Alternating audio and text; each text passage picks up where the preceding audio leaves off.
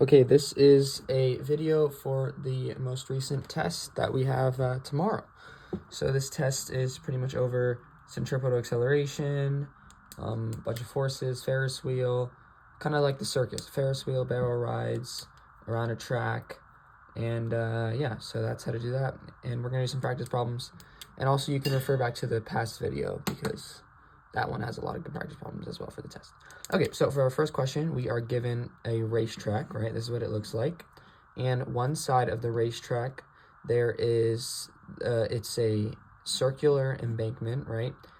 And the embankment is 30 degrees on both sides.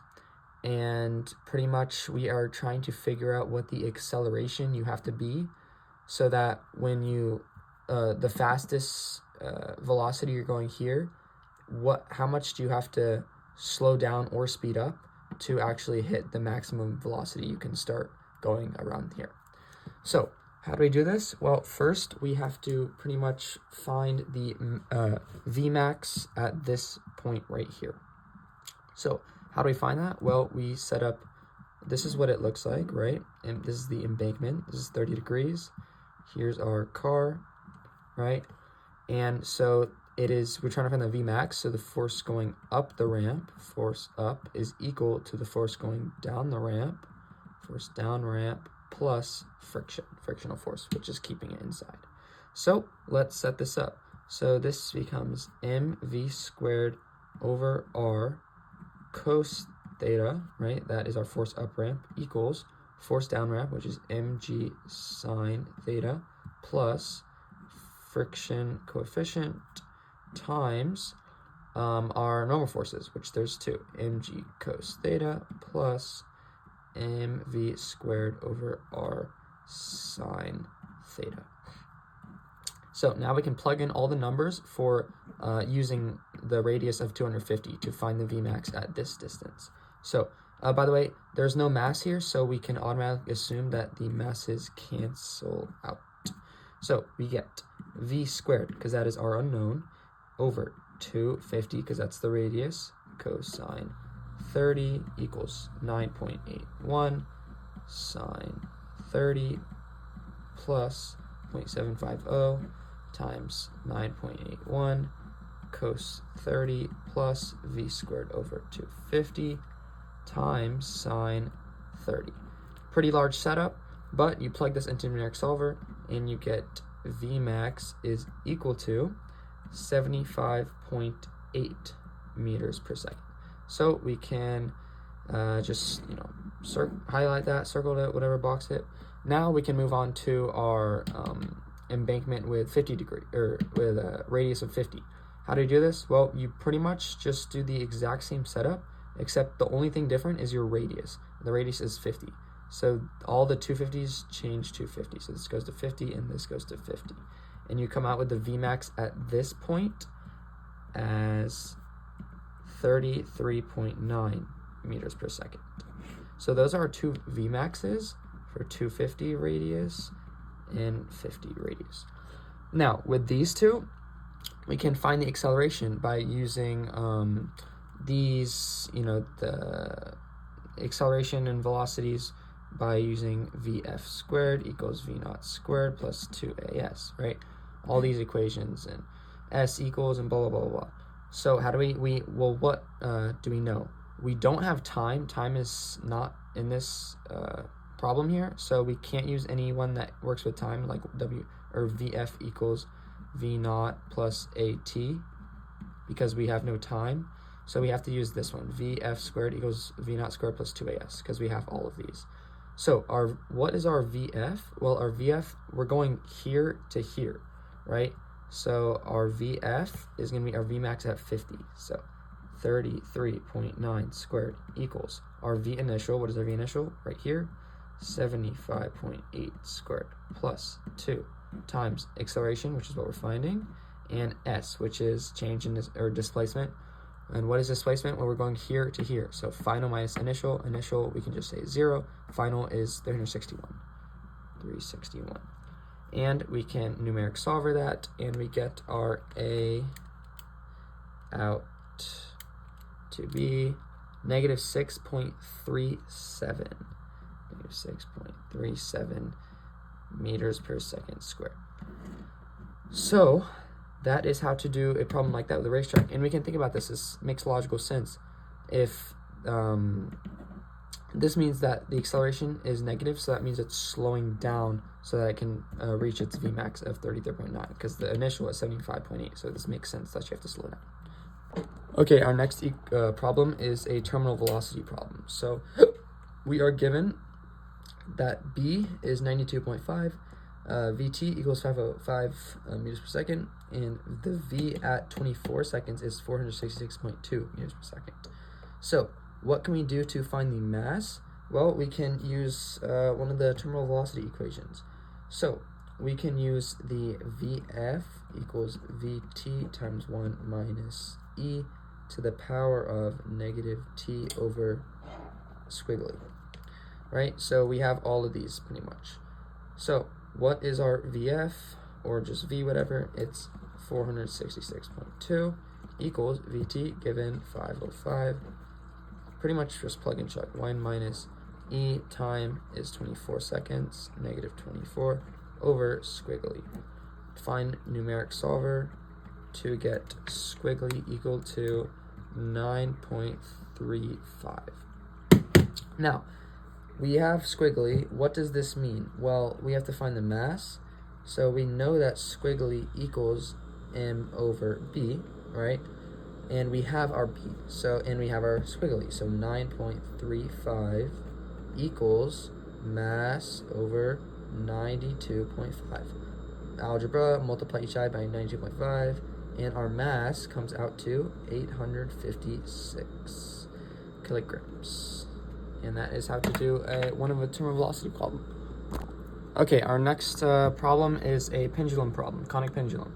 So we are given that the theta, or deflection, deflection angle is 26.3 degrees, right?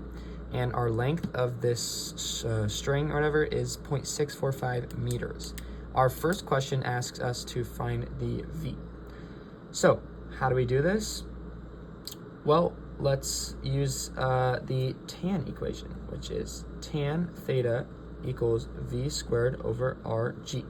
We have all of these, right? Except we need, or our variable we're solving for is V, so right, we don't need that, it's our unknown, but we can find R. How do we find R? Well, it's the, R sine theta, R cos theta, and we know our R is length here. So what do? Well, it is 0.645, and we're trying to find the radius, right? And this is the radius, this line right here, this dotted line. And so we can use trigonometry. The opposite of the sine, or opposite of this theta is sine, so 0.645 sine 26.3, and our radius comes out to 0.645 sine 26.3. Our radius equals 0.286 meters. Right, so now we can do tan theta, which is 26.3, equals V squared unknown times 0.286 times 9.81. Let's use our amazing numeric solver. Make sure you're in degrees. Tan 26.3 equals x squared over 0.286 times 9.81. And numeric solver gives us V equals 1.17 meters per second. And that is how to find velocity, right? Now, how do we find the centripetal force? And we know for 2, it is given, because this is 1, it is given that the mass is 0.344 kilograms. So how do we do this? Well, Fc equals mv squared over r. And we have all of these variables, so we can just plug and chug. Fc equals 0.344 times 1.17 squared over our radius, 0.286. And this comes out to 1.68 newtons. And that is how to do a conic pendulum question. Okay, our next and final question asks, what is the radius of this Ferris wheel? It normally runs at 4.70 rotations per minute, and at this bottom, you are feeling 3.75 G's of force. So let's set what we know. So at the top, we know that is G minus AC, and at the bottom, we know that it is G plus AC.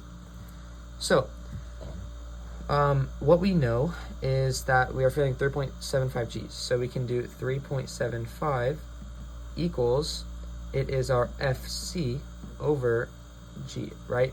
Because the force is G plus AC, and we're feeling 3.75 G's. And how do you find G's? Well, it's force you're feeling over 9.81. So this is 9.81, and we can do algebra to find FC is equal to, is equal to 9.81 times 3.75. It is equal to 36.8, right? So that is our FC, right? And then FC is equal to G plus AC. How do I find AC here? Well, we have to subtract 9.81.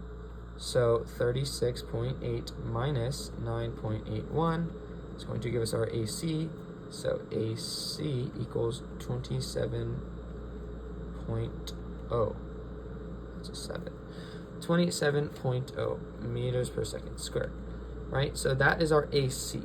Now we have to convert 4.70 rotations per minute into W. Well, how do we do this? Well, we do 4.70 equals one rotation over minute, and at the bottom is going to be 1 rotation, at the top is 2 pi, because there's 2 pi in one rotation, and then minutes at the bottom, so minutes at the top, and 60 seconds.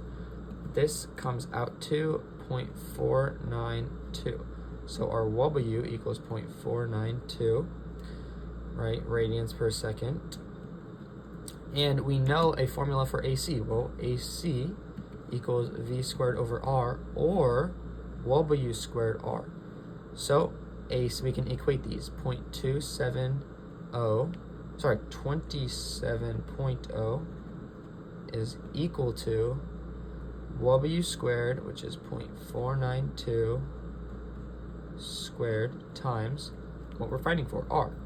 And plug this into solver or whatever method you like, and we come out to R equals 112 meters. And it's simple like that. So that's how you do all those.